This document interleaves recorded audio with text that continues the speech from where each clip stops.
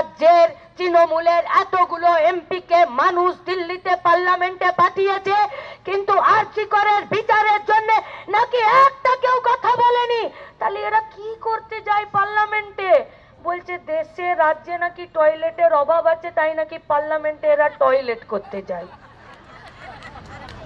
হ্যাঁ, এরা তৃণমূল কংগ্রেসের সরকারের নেতৃত্বে ধর্ষণের পাঁচালী আমাদেরকে বের করতে হবে।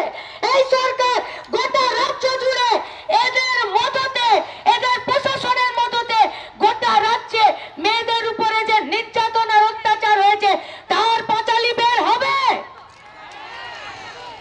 পার্কস্ট্রিট, কামদুনি, মধ্যমগ্রাম, গেদে, গাইঘাটা, কাটোয়া, বানপুর, জয়গাঁ, জয়নগর, ফারাক্কা, খগেনেরহাট, ভূপতিনগর, কসবা, আরজিকর, কোথায় করেনি এরা মেয়েদের সাথে দুষ্কর্ম? শাস্তি अरे वो तो दूर का बात है, किसी को पनिशमेंट मिलना। সরকার তো এদের পিঠ ঠুকে বলেছে যা খুশি কর, আমি আছি। কি এমন বার্তা দিল এ রাজ্যের প্রশাসন, এ রাজ্যের সরকার? কাদেরকে বার্তা দিল? কি মেসেজ দিল দর্শকদেরকে? কি মেসেজ দিল এই পশ্চিমবঙ্গের যারা গুন্ডা, রেপিস্ট, মার্ডারার তাদেরকে? বললেন এটা ছোট ঘটনা, বললেন এগুলো সাজানো ঘটনা, বললেন বাড়িতে ছেলে ঢুকিয়ে দেব। এমপি এমএলএ বলল মেয়েগুলো ছোট ছোট জামা কাপড় পরে। রাজ্যের মুখ্যমন্ত্রী বলল লাভ অ্যাফেয়ার্স, ক্লায়েন্টের সঙ্গে দর কষাকষিতে ঝামেলা। কি বার্তা দিল এ রাজ্যের রেপিস্টদেরকে, এ রাজ্যের খুনিদেরকে, এ রাজ্যের দুর্বৃত্তদেরকে? বলল রাতে বেরোতে হবে না। এদের প্রিন্সিপাল বলল যে কি দরকার ছিল অত রাতে সেমিনার হলে বসার? আর রাজ্যের মুখ্যমন্ত্রী দু কদম এগিয়ে গিয়ে বলল যে আমি নাইট ডিউটি বন্ধ করছি। আপনাকে মেয়েদের নাইট ডিউটি বন্ধ করতে হবে না, আপনার ডিউটি বরখাস্ত হবে। তার জন্য রাজ্যের মহিলারা তৈরি হচ্ছে। আঘাত করেছে এই রাজ্যের অহংকারের উপরে, আঘাত করেছে এই রাজ্যের গর্বের উপরে, আঘাত করেছে এই রাজ্যের মহিলাদের সম্মানের উপরে। और हम लोग जानते हैं कि शेरनी से ज्यादा खूंखार होता है जख्मी शेरनी। যারা আঘাত দিয়েছে তাদের বিরুদ্ধে লড়াইটা বুতে বুতে হবে। কি দেখলাম আমরা গোটা রাজ্য জুড়ে? কি দেখলাম আমরা আরজি করে? এরা পানিশমেন্ট দেবে, মহিলা সুরক্ষার নামে এরা মহিলাদের দাম ঠিক করবে। রেপ হয়ে গেলে কত বয়সে কত টাকা ক্ষতিপূরণ হবে তার ব্যবস্থা করবে। এ রাজ্যের দুর্বৃত্তরা, এ রাজ্যের গুন্ডারা, এ রাজ্যের ধর্ষকরা, এ রাজ্যের মার্ডারাররা, এই রাজ্যের যারা মাদক দ্রব্যের ব্যবসা করছে তারা, এ রাজ্যের যারা মেয়েদেরকে পাচার করে দিচ্ছে তারা, তারা বুক ঠুকে বলল আরে ভাই সরকারটা তো আমাদেরই, তাহলে যা খুশি করো। কি করলো এরা আরজি করে? এরা পুরস্কার দিল না যারা আরজি করে এত বড় দুর্ঘটনা ঘটালো? এসছেন তো উত্তর 24 পরগনার আমাদের মহিলা কমরেডরা? আছেন তো? আছেন তো? কি করলো? কি করলো?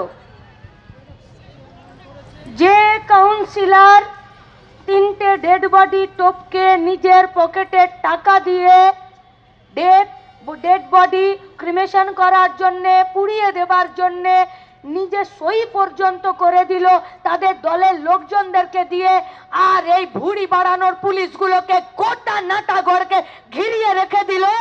সেই কাউন্সিলরকে রাজ্যের মুখ্যমন্ত্রী বললেন যে তুমি খুব ভালো কাজ করেছো বুঝলে, তার জন্য তোমাকে পুরস্কার দেওয়া হলো।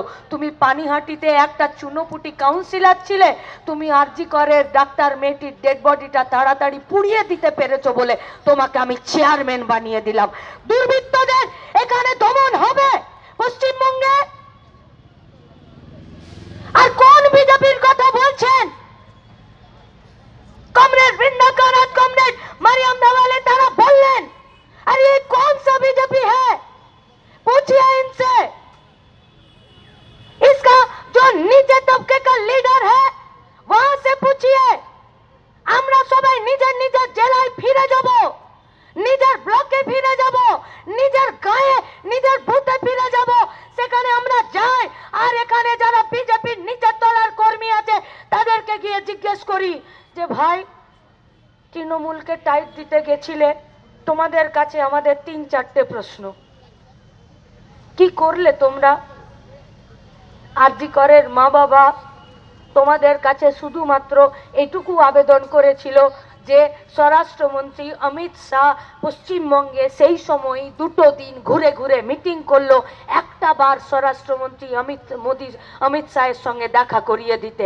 जाइए पूछिए आपका राज्य लेवल का लीडर लोगों से যে কেন একটা বার দেখা করিয়ে দিলে না।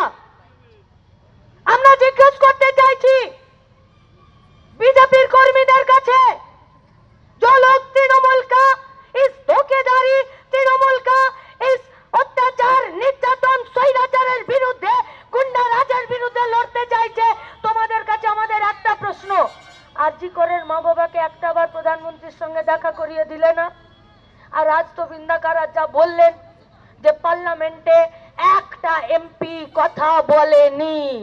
রাজ্যের তৃণমূলের এতগুলো এমপি কে মানুষ দিল্লিতে পার্লামেন্টে পাঠিয়েছে, কিন্তু আরজি করের বিচারের জন্য নাকি একটা কেউ কথা বলেনি। তাহলে এরা কি করতে যায় পার্লামেন্টে?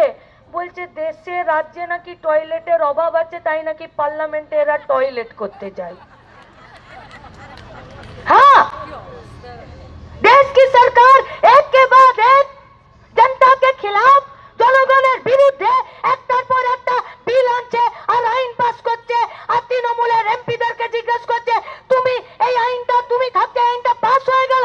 বলছে আমার ওই সময়ই বাথরুম পেয়ে গেছিল, আমি বাথরুমে চলে গেছিলাম। আরে আমাদের রাজ্যে বাথরুমের অভাব আছে?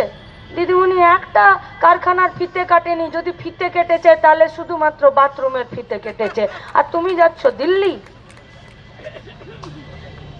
আসলে মানুষের বিরুদ্ধে যে লড়াইটা ঘোষণা করেছে দেশের সরকার, যে লড়াইটা ঘোষণা করেছে বিজেপি সরকার, যে লড়াইটা ঘোষণা করেছে আরএসএস এই রাজ্যের গরিব মেহনতি মানুষ মহিলাদের বিরুদ্ধে, একইভাবে এই রাজ্যের সরকারটা, এই রাজ্যের তৃণমূল কংগ্রেসের পার্টিটা আরো জঘন্যভাবে সেই কাজটা করছে।